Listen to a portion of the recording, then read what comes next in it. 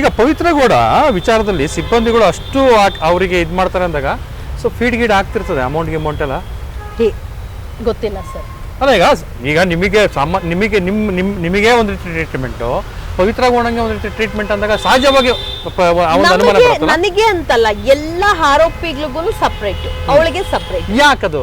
ಅದನ್ನ ಯಾಕೆ ಅಂತ ಆ ಜೈಲಿನ ಸಿಬ್ಬಂದಿಗಳಿಗೆ IR ಆಫೀಸರ್ ಭಯಂಕರ ಕೇಳಿದೆ. ನೀವು ಕೇಳಿದಾಗ ಏನಂದ್ರು? ಕೇಳಿ ಜಗಳ ಆಗಿ ಕುತ್ಕೊಂಡು ಮಾತಾಡಿ. ನಾನು ರನ್ಯಾ ಒಂದ್ಸಲ ಲೈಬ್ರರಿದಲ್ಲಿ ಓದೋಂತ ಸಮಯ, ಬಿಕಾಸ್ ಲೈಬ್ರರಿ ಅಂದ್ರೆ ಒಂದು ಸೈಲೆಂಟ್ ಪ್ಲೇಸ್. ಅಲ್ಲಿ ಬಂದು ಈ ಸುಬ್ಬಿ ಅಂತ ಮಾತಾಡೋದು, ಪೊಲೀಸವ್ರ ಜೊತೆ ಆ ಪೊಲೀಸವ್ರ ಜೊತೆನೆ ಕುತ್ಕೊಂಡು ಇವ್ರು ಚಿಟ್ ಚಾಟ್ ಮಾಡೋದು. ಆ ಲೈಬ್ರರಿನ ಇವ್ರು ಪರ್ಸನಲ್ ಚಾಟ್ ರೂಮ್ ಮಾಡ್ಕೊಂಡ್ಬಿಟ್ಟಿದ್ದಾರೆ. ಬರೀ ಇದೆ ಬೆಳಗ್ಗೆಯಿಂದ ಸಂಜೆವರೆಗೂ ಇವ್ರ ಟಾಪಿಕ್ಸ್ ಅಲ್ಲಿ ನಡೀತಾ ಇರುತ್ತೆ. ಲೈಬ್ರರಿ ಏನಕ್ಕೆ? ಅಂಡ್ ಅಲ್ಲಿ ತಿನ್ನೋದು, ಲಂಚ್ ಟೈಮ್ ಅಂತ ಲಾಕ್ ಮಾಡ್ತಾರೆ. ಆ ಲಂಚ್ ಟೈಮ್ ಅಲ್ಲಿ ಲಾಕ್ ಯಾರಿಗೆ? ಬೇರೆಯವ್ರಿಗೆ ಮಾತ್ರ. ಆ ಟೀಚರ್ಗೆ, ಪವಿತ್ರ ಗೌಡಗೆ, ಅಲ್ಲಿರೋರ್ಗೆ ಲಾಕ್ ಅಲ್ಲ ಅದು. ಅವ್ರು ಲಾಕ್ ಹಾಕೊಂಡು ಒಳಗಡೆ ತಿನ್ನೋದು. ಈ ಒಂದು ವಿಚಾರವಾಗಿ ಒಂದ್ಸಲ ರನ್ಯಾ ರಾವ್ ಜಗಳ ಮಾಡಿದ್ರು. ಲೈಬ್ರರಿನ ಇದು ನಾವೇನಾದ್ರೂ ಮಾಡಿದ್ರೆ ಇಮಿಡಿಯೇಟ್ ಪೇಪರ್ ಬರುತ್ತೆ, ನ್ಯೂಸ್ ಬರುತ್ತೆ.